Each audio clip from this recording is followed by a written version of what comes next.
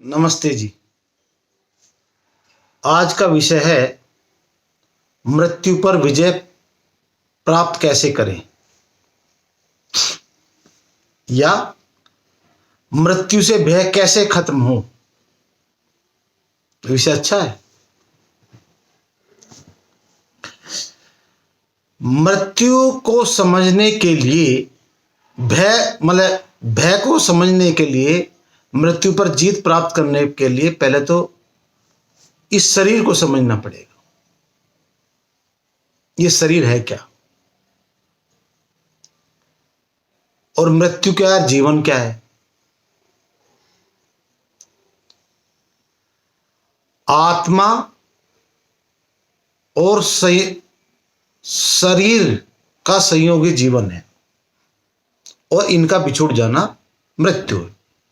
आत्मा शरीर का बिछुड़ गया होगा तो मृत्यु होगी। शरीर यही रहता है, आत्मा बिछड़ती है केवल। अब इस शरीर को समझने के लिए आधुनिक विज्ञान के भौतिक, रसायन, वनस्पति, जीव और वो एमएससी तक जानना पड़ेगा, एमएससी तक क्लास तक। क्योंकि क्या है कि 10वीं 12वीं में हम प्रोटॉन के व्यवहार पढ़ते हैं, इलेक्ट्रॉन के पढ़ते हैं, फोटोन के पढ़ते हैं, और उसको क्वांटा कह दिया, सबसे छोटा कण। और जो हमारे प्रश्न है 11वीं 12वीं के, जब रहते हैं कि इलेक्ट्रॉन से प्रोटॉन क्यों टकराता है, क्यों चला जाता है, प्रोटॉन किन से बना है, फोटोन किससे बना है, इलेक्ट्रॉन कैसे बनता है, स्पेस क्या है, काल क्या है, ऊर्जा क्या है, इतने प्रश्नों का उत्तर आधुनिक विज्ञान एमएससी तक नहीं जान पाता। अब वो जान नहीं पाएगा, नहीं जानता है, इसलिए किसी भी रोग का वो पूर्णतः उपचार नहीं कर पाता। उसका दंड भी हम भुगत रहे हैं। वो किसी रोग का उपचार भी नहीं कर पाता, सारे रोग अधूरे हैं। और जैसे एक इलेक्ट्रॉन की जो गति है वो है 2200 किलोमीटर प्रति सेकंड। ये कितनी होती है? ये होती है जैसे मैं इंदौर में बैठा हूं और देहरादून करीबन यहां से 1100 किलोमीटर दूर है, तो एक सेकंड में एक इलेक्ट्रॉन की गति, मतलब एक सेकंड में इंदौर से देहरादून होकर आ जाएगा, एक सेकंड के अंदर। और हमारे शरीर में इलेक्ट्रॉन इतने हैं कि उनकी संख्या का ज्ञात होना, थोड़ा अंदाजा लगा सकते हो आप कि एक इलेक्ट्रॉन का जो वजन है, आधुनिक विज्ञान जो कहता है 1.67 इंटू 10⁻31 किलोग्राम। मतलब 1 किलो में 10⁻31 इलेक्ट्रॉन आएंगे। मतलब एक के आगे 31 जीरो आप लगाते चले जाओ, 1 2 3 4 5। संख्या के अनुमान के लिए, मृत्यु पर विजय प्राप्त करने के लिए आधुनिक नहीं, वैदिक गणित ये भी जान जरूरी है। क्योंकि इतनी बड़ी संख्या है कि 10 पर आगे, एक के आगे जब 31 जीरो लगाओगे तब पता चलेगा कि ये संख्या खरबों खरब, और उस तो ही फिर खरब। इतने इलेक्ट्रॉन, प्रोटॉन, न्यूट्रॉन हमारे शरीर में हैं। और गति क्या है कि जो नाभि का जो व्यास है, जो परमाणु है, जिसको एटम आयन बोलते हैं, और वैदिक वाङ्मय में उसको जल तत्व बोलते हैं, उसकी नाभिक का जो व्यास है वो है 10⁻⁻15 सेंटीमीटर, 10⁻⁻15 मीटर। तो इस तरह जो एक इलेक्ट्रॉन नाभिक के चारों तरफ जो चक्कर लगा रहा है, वो एक सेकंड में 10, एक के आगे करीबन 20 जीरो लगेंगी। 1 सेकंड में इतने चक्कर लगा देता है इलेक्ट्रॉन नाभिक के, खरबों खरब, और हमको पता भी नहीं चलता कि हमारे शरीर में इतनी गति, इतने इलेक्ट्रॉन हैं, हमको पता भी नहीं चलता उसका।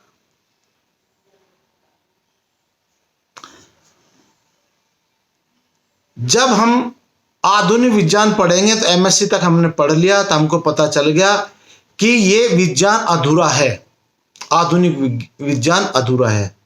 तब हमको वैदिक विज्ञान के पास जाना पड़ेगा, उन सभी प्रश्नों के उत्तर जानने के लिए कि ऊर्जा क्या है, काल क्या है, फोटोन किन से बनता है, कैसे बनता है, इलेक्ट्रॉन कैसे बनता है, क्यों गति हो रही है।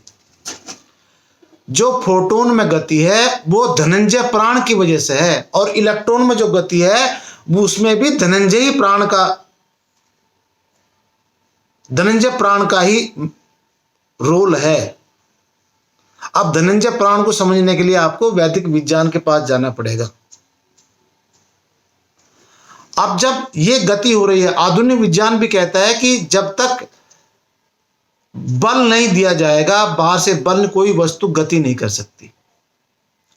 अब आधुनिक विज्ञान ये तो कहता है कि बिना बल के कोई गति नहीं हो सकती, तो फिर इलेक्ट्रॉन की जो गति है हमारे शरीर में जो हो रही है,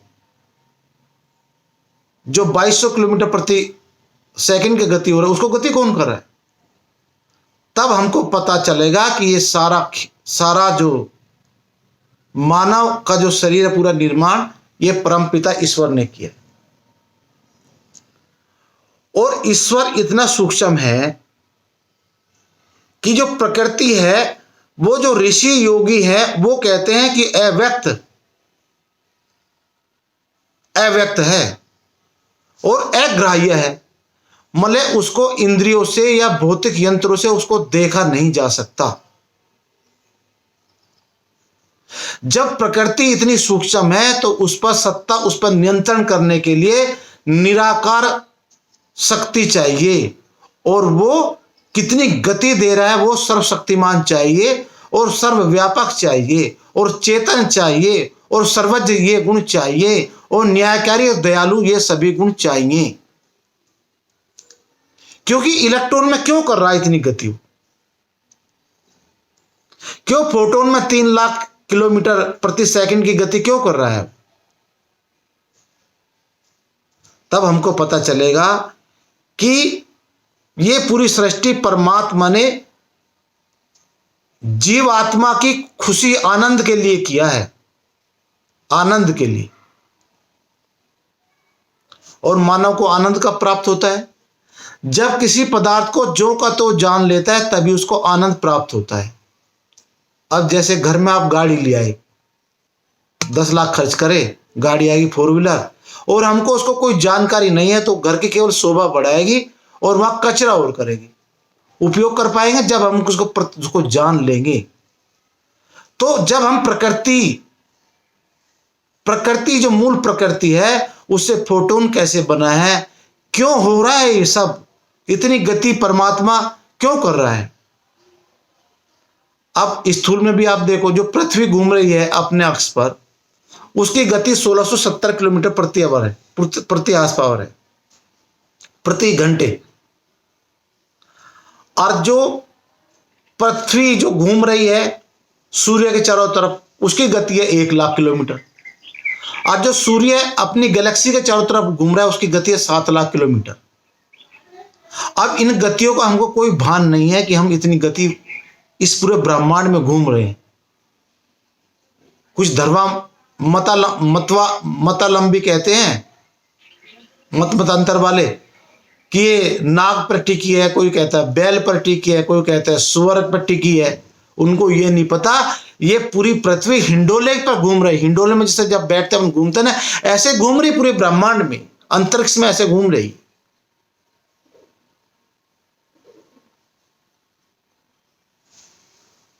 जब हम पूरा वैदिक विज्ञान जानेंगे तब हमको इस शरीर का महत्व पता चलेगी, ये भोजन कैसे पच रहा है, हड्डी कैसे बन रही है और क्यों हो रहा है सभी। जब हमको पूरे शरीर विज्ञान का पता चल जाएगा हमको इसकी महत्ता पता चल जाएगी, तब हमारे प्रत्येक कर्म ऐसे होंगे कि जिससे शुद्ध वायु हो, शुद्ध पानी हो, शुद्ध भूमि हो और समस्त प्राणी जगत का कल्याण हो। जब ये भावना हमारे अंदर आएगी और पूरी सृष्टि को, शरीर और आत्मा को जान लेंगे, तब हमारे को ये शरीर की महत्ता पे चल जाएगी। ये तो जड़ है, ये शरीर का हमें पता चल जाएगी, ये जड़ है और इसके रहते हमें दुख और सुख दोनों मिलेंगे।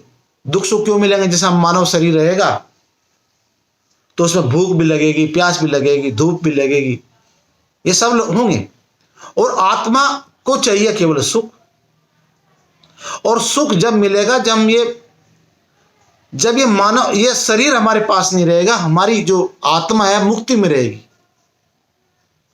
तो मुक्त अवस्था को हम प्राप्त करने के लिए आए हैं। इस शरीर को छोड़ने के लिए हमको 31 नील मतलब 3100 खरब वर्षों तक दोबारा जन्म ना मिले, हम मुक्त अवस्था में रहें, आनंद में रहें, परमात्मा की गोद में बैठे सारे ब्रह्मांड को जाने। ये शरीर हमें उसके लिए मिला है। कोई जो है कुत्ता, बिल्ली, शेर, चूहे वेदज नहीं बन सकते, इस सृष्टि को नहीं जान सकते। जो मानव शरीर मिला है इस सृष्टि को समझने के लिए मिला है। यदि हमें सृष्टि समझ जाएगी तो हमारा इस शरीर का मोह ही खत्म हो जाएगा। मोह ही खत्म हो जाएगा कि हमें शरीर चाहिए कि नहीं चाहिए, क्योंकि चाहिए तो है, किस लिए कि हमको पूरी सृष्टि का विज्ञान जानना है, और विज्ञान जान लिया तो हमको शरीर छोड़ना ही है। तो जब मुक्त अवस्था जब ऋषि योगी कब इस शरीर को छोड़ता है तो उसके लिए आनंद का विषय है, दुख का विषय नहीं है। और आज हम अज्ञान में फंसे हुए, तो जब शरीर छूटता है तो धाड़ मार मार के रोते हैं। मतलब धाड़ मार मार कर रोना अज्ञान की चरम सीमा है। आज हमको कोई नौकरी मिल जाती है 1 लाख रुपए की, 2 लाख रुपए, 1 करोड़ की, तो हम खुशी होते हैं, आनंदित होते हैं। यह हमारी अज्ञान की चरम सीमा है। किसी नौकरी करना है तो उसकी गुलामी करना है। और मानव मिला है, आत्मा को जो मानव शरीर मिला है वो स्वतंत्र, और स्वतंत्र कब रह जा सकता है? जब आत्मनिर्भर बनेंगे। आत्मनिर्भर कब बनेंगे? जब हम पूरा वैदिक विज्ञान को जान लेंगे। और जब हम पूरा विज्ञान को जान लेंगे, हम केवल कृषि कार्य करेंगे, और वो भी 2 एकड़ में केवल, उससे ज्यादा की जरूरत नहीं है। उससे ज्यादा की जरूरत क्यों नहीं है? क्योंकि इससे ज्यादा जरूरत पड़ेगी तो आपको मजदूर लगाने पड़ेंगे, लोगों की सहायता लेनी पड़ेगी, काम करवाने की सहायता लेनी पड़ेगी। आ जाइए मेरे यहाँ काम करो, और उससे कभी मजदूर आया, कभी नहीं आया, फिर ज्यादा माल हो जाएगा, उसको बेचने की चिंता है। तो ये सारी समस्या शुरू हो जाएंगी। और ये मानव शरीर अनमोल है, इसमें आप 10 करोड़ या 10 खरब रुपए जोड़ भी दोगे या घटा भी दोगे तो उस मूल्य पर कोई अंतर नहीं पड़ेगा। तो मानव शरीर मिला है मुक्त अवस्था को प्राप्त करने के लिए, सुख को प्राप्त करने के लिए। और सुख को प्राप्त तभी होगा जब हम अष्टांग योग का पालन करेंगे। अष्टांग योग का पालन करके जब हमको अंतिम अवस्था जो अष्टांग योग की है, समाधि में हम जो इलेक्ट्रॉन प्रोटॉन इनके व्यवहार को जानेंगे, तब हमको पता चलेगा कि ईश्वर, सर्वशक्तिमान ईश्वर ने ये व्यवस्था की है, और उसके अनुसार हम आचरण करेंगे, वेद के अनुसार हमारा आचरण होगा, तभी हम सुख प्राप्त मिलेगा, सुख मिलेगा। अन्यथा आज जो आधुनिक विज्ञान है वो तो सबको ही अल्पायु में मार रहा है, और जब मृत्यु को प्राप्त होते हैं दाढ़ मार मार कर होते हैं, क्योंकि ज्ञान का हमें प्राप्त नहीं हुआ है। ज्ञान प्राप्त करने के लिए आइए वैदिक विज्ञान की शरण में, और आपको भय से मुक्ति भी मिल जाएगी और मृत्यु पर जीत प्राप्त हो जाएगी। नमस्ते, धन्यवाद।